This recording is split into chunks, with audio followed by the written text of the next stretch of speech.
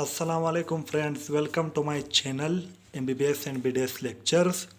Today our topic is related to histology, identification points of rectum for histology practical and slide.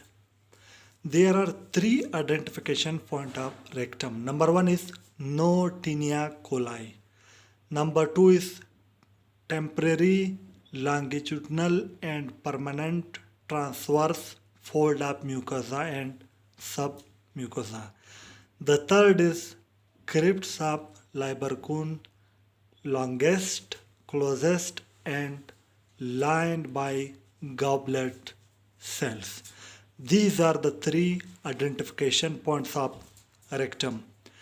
Before these identification points, I already upload the detailed video of rectum slide identification, and now I will upload this identification point on my YouTube channel. You can find all general histology, special histology, slide detailed video for identification and each video identification points for practical and slide.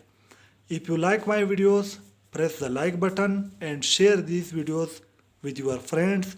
If you are new to my channel, subscribe my channel and press the bell icon and open the all notification in order to you receive each new video notification. For watching my videos, I am very thankful to you. Thank you very much.